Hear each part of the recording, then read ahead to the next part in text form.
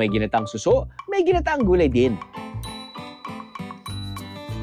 Pero ang catch, talagang mapapa-oh my gulay ka. Ang sangkap lang naman ito, 21 klase ng gulay. Anong sabi ng Bahay Kubo? Sa ginataang gulay nilang lawot-lawot. Ginataan siya na gulay na composed ng 21 na iba-ibang klaseng ingredients. Para sa akin, mas masarap siya kaysa sa yung laing. Diba yung laing is made also ng gabi, parang ganyan. So ang lawot-lawot kasi mas marami siyang gulay na sangkap. Dito sa tinatawag nilang tabo-tabo o tabuan, ang nagiging bagsakan ng mga ani ng iba't ibang bayan sa Leyte. Kaya madalas dito raw matatagpuan ng iba't ibang sangkap na gulay. Kasama ang local food documentarist na si Mark, ililibot na tayo sa kanilang tabuan. We have here yung mga duma namin, Mga root crops. root crops. Usually ito yung mga substitute namin for rice. We have different dried fish here in Leyte. Ito yung one of the specialty, Aha, budo. budo. Budo. Bakit po nila isinusuksok sa madaming asin? Iyon yung preservation. And then, typically, sir, yung maganda yung budo pag matagal-tagal na. Ito naman yung amaranth natin, harum. Okay? Harum. So ito yung harum. Ito yung nagbibigay ng a little bit of purplish color. In other words, kumbaga coloring to. Kumbaga, Yes. coloring. Aside from coloring, it has benefits in nutritional. Imagine yung nutrients dito na punta sa, Right. sa tubig. Our food heritage is somehow simple, but it depicts the simple way of our lives here in Leyte. We have a lot of variety of heritage Ferns. cuisine that uses pato. We have here the package. So nandito na you can buy. Pwede na. Yes. Parang sa, kunyari, kung minsan sa Baguio or sa chop suey. Yes. Package na. Sa dami ng mga gulay na pwedeng ilahok sa lawot-lawot, mapapakanta ka na lang talaga ng Bahay Kubo. Bahay Kubo. Kahit munti. Ang ingredients nito ay sari-sari. Agnaya at talong, sigarilyas at harum. Kulitis, sangig, hantak, sida-sida, ahos, kalabasa. Kaya naman tara na, magluto sa lawa. Ma'am, pwede na po tayo mag-umpisa. Sir. So gagamit po tayo ngayon ng 21 gulay. Opo. Sige po. Luto na po. Akala ko luto na. Sige, sabihin niyo po sa akin. Ako ba yung tutulong sa inyo? Ano po ba yan, Nay? Ano, yung tawag dito sa amin ay pana. Ito yung ito yung may kagat, no? Yes, Yan sir. yung pampalagay ng texture. Sitaw, okra,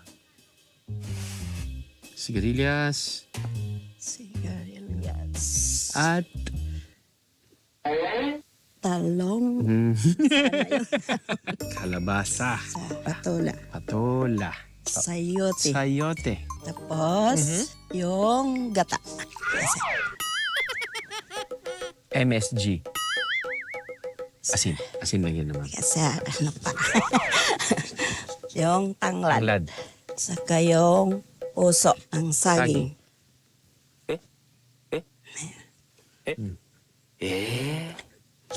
Ito madali malaga. Ito. Sili. Or Wala. bell pepper. Hindi. Hindi, ito lang. Ito. Mamaya na yan. Pag, Mamaya. ano na. Hindi naman ako na-inform. Silent cooking pa lang ganap namin ni Nanay. Opo. Jack and Poy. Ano naman yung gano'n? Yung isa gano'n. Parang gusto mong gumanon, no? Sir, ano, ilalagay ko na tong agitway. Okay po. Nagsalita siya! Nagsalita si Nanay! Oh, Ito yung mga gulay na mabilis lang maluto, Agitway. no? opo, sir. Ito po, oy. Agitway. Agitway. Parang Ilocano, no? Ito, ano, Chinese malunggay. Chinese malunggay. Sida-sida. Talitis. Daming gulay. Kutsara. Kutsara. Para sa aking from experience, ito yung pinakamatagal lutuin. Usually, di ba kapag gulay, talagang Yung matagal lang, sir, yung gabi. Kapag malambot na ang gabi, Very nice. Very colorful. Very green. Ito, pampakulay na lang. Ito po ay harom. Harum-darum. Ito po ay ganas. Talbos ng kamote. Ayun yung manok. Ang sahog. Alika dita. Lechon kawali.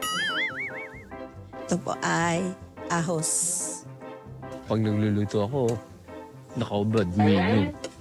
Si nanay, relax lang. Kanya-kanyang style din. Matapos mailagay ang lahat ng gulay, palalaputin lang ito sa gata. Ano na lang, pagpabuka lang. Yun. Haluan ng sibuyas. Bakit niyo po hinuli yung sibuyas?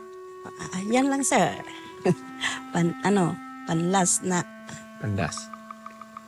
Sibulas. sibuyas. Hindi man ito gisa, sir. Kanya-kanya nga yan. Pagpasig ka ng tip. Pwede na. Pwede na! Yes!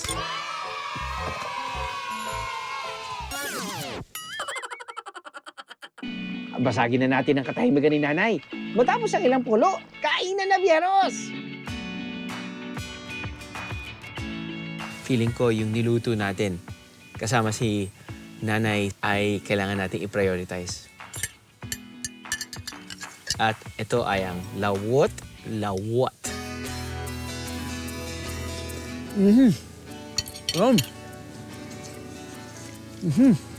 Wow! Hop! Siyempre wala naman talaga tatalo sa gata as the base flavor, no? Pero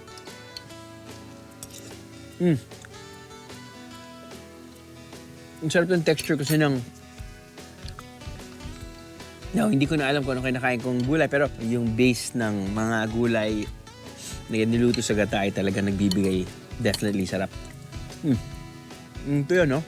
Kapag maraming kulay, para sa akin, kapag health conscious ka, di ba, parang, oh, wow, duma. Ito yung kanilang root crop na binabagay sa lawot-lawot or any dish actually. Alam nyo ba na pag hinalo-halo mo lahat,